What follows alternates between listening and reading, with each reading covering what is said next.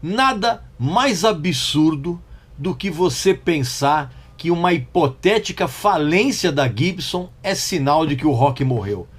Tremenda besteira. E eu vou explicar por quê. Meu amigo e minha amiga, parece que nos dias atuais você ser ingênuo, ou ser burro, ou ser ambos, parece que está na moda. Um exemplo disso é esse papo que a gente ouviu algumas semanas atrás e que agora está voltando também por conta da ligação que existe ou existiria entre uma hipotética falência da marca Gibson de guitarras com o fim do rock. Isso é uma bobagem tão absurda que semanas atrás as pessoas, isso virou inclusive pauta de alguns portais de notícias, gente importante discutindo isso de uma maneira assim absolutamente burra. Eu nem dei muita trela a esse tipo de papo, mas de uns tempos pra cá vem ressurgindo nas redes sociais e mesmo nesses grandes portais de notícias que o rock está morrendo, ou que o rock já morreu, e voltaram a fazer essa ligação entre essa hipotética falência da Gibson com o fim do rock. Isso é mais uma vez eu friso, isso é uma bobagem gigante. Eu vou explicar para vocês direitinho por que uma coisa não tem nada a ver com a outra. Primeiro, a tal falência da Gibson, na verdade, é uma mentira, né? A Gibson é uma marca de guitarras muito famosa, lendária, né? Junto com a Fender. E essa falência da Gibson, primeiro que ela é uma mentira, porque a situação econômica deles ainda sequer chegou a ponto de se levantar a hipótese de uma concordata, né? Só para... Eu vou falar em termos um pouco mais comuns, não vou usar termos técnicos, porque senão vai ficar complicado para você entender. E por que eu estou dizendo isso? Porque eu conversei com uma série de consultores que são especialistas no mercado, no business, né, de empresas, né? E eu conversei com eles e todos eles foram unânimes em afirmar isso. Que na verdade, assim, essa falência, na verdade, ela é mentirosa. A marca sequer chegou ainda na parte da concordado. O que está acontecendo é o seguinte, que a empresa, ela teve uma diminuição muito drástica dos lucros, né? Coisa de, vamos supor, você estava faturando 4 bilhões, aí de repente você fatura 1 bilhão. Quer dizer, é uma redução muito grande. Então o que acontece? A Gibson teve uma diminuição dos lucros muito forte. E ela não consegue hoje pagar totalmente os seus compromissos, principalmente aqueles compromissos bancários, né, relativos a financiamentos. Então os bancos americanos já estão de olho. É evidente que houve uma diminuição na venda de guitarras novas, né, de instrumentos novos, né, e essa venda foi afetada por uma série de problemas. Você tem, por exemplo, a ascensão mundial do pop feito de uma maneira digital, né, vamos dizer assim. Você tem a competição das outras marcas que constroem, que mandam fazer os seus instrumentos na China, que é uma mão de obra muito barata, e a Gibson, pelo contrário, para manter a qualidade dos seus produtos, ela optou por manter a mão de obra americana, que é caríssima, não dá nem para comparar com a mão de obra chinesa. E o grande problema da Gibson foi que ela acabou investindo na aquisição de uma série de outras empresas visando expandir os seus negócios. Eles fizeram uma aposta e essa aposta deu errado. Eles compraram, por exemplo, a TEAC, que é uma empresa de equipamentos eletrônicos, comprou a parte digital da Philips, comprou a Slingerland, que é uma marca de bateria, comprou o Cakewalk, que era um produto para você usar em estúdios de gravação, que foi evidentemente superado pelo Pro Tools, compraram aquela marca de pianos Bowden. Então o que acontece? Essas compras não resultaram em lucros significativos, né, em tempos posteriores. E isso também não é uma exclusividade da Gibson, né? Ou seja, muitas empresas fazem essas aquisições. O grande erro foi que a estratégia da Gibson, em vez de ela focar em nichos específicos, ela quis, por conta desses problemas financeiros, expandir os seus negócios para obter mais receitas. E isso, evidentemente, que deu muito errado. Ou seja, eles apostaram numa expansão dos negócios em outras áreas e se deram muito mal. Tem vamos dizer assim, essa dificuldade financeira da Gibson não é exclusividade dela, não. A Fender passa pelos mesmos problemas, na verdade. Então, para resumir, a Gibson apostou numa expansão dos seus negócios em outras áreas e se deu muito mal, em vez dela manter o foco em nichos específicos. Veja essa mensagem muito importante que eu tenho a dar para você, principalmente você que tem filhos e que deseja um mundo melhor para eles. Presta atenção. Você está preocupado com o tipo de mundo que você vai deixar para os seus filhos? Ou você ainda nem parou para pensar nisso? Deveria.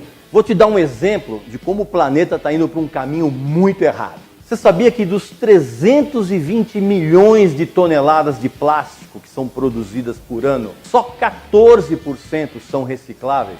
Só 14%.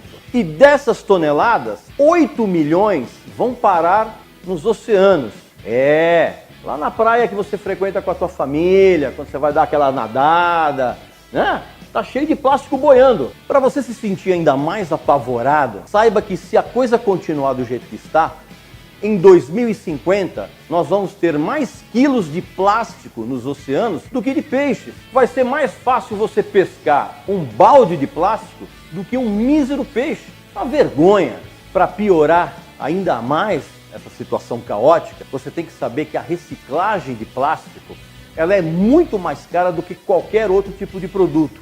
Porque é preciso que você faça uma manipulação antes do processo ser completado. Ou seja, você tem que limpar o plástico, você tem que fazer uma série de processos antes que essa gororoba seja reciclada e colocada de volta no mercado. Precisa ser muito burro, mas muito burro mesmo, para você não perceber que o plástico está emporcalhando o planeta e deixando a nossa vida muito próxima de um lixão muito fedorento e muito sujo. Acesse a página do Ambientalizando no Facebook e o canal do Ambientalizando no YouTube para você saber o que é preciso para salvar o planeta dessa gororoba chamada plástico e entender com mais profundidade todos os danos que esse produto tem causado nas nossas vidas. As notícias mais recentes que eu obtive dão conta que a Gibson ela quase foi vendida no mês passado para uma empresa gigante de fundos de investimento chamada KKR. E que essa negociação acabou não rolando porque houve uma divergência de valores, né? A Gibson queria ser vendida por um valor, a KKR queria comprar a empresa por um valor e a coisa acabou empacando. Agora, o que esse negócio da Gibson tem a ver com o fim do rock? Absolutamente nada. E por uma razão muito simples. O rock não está morrendo. O rock não vai desaparecer. O que aconteceu foi que o rock deixou de ser mainstream, deixou de ser um gênero que era abraçado pela grande massa consumidora de música mundial. Ele voltou a ser um gênero que é curtido dentro de determinados nichos.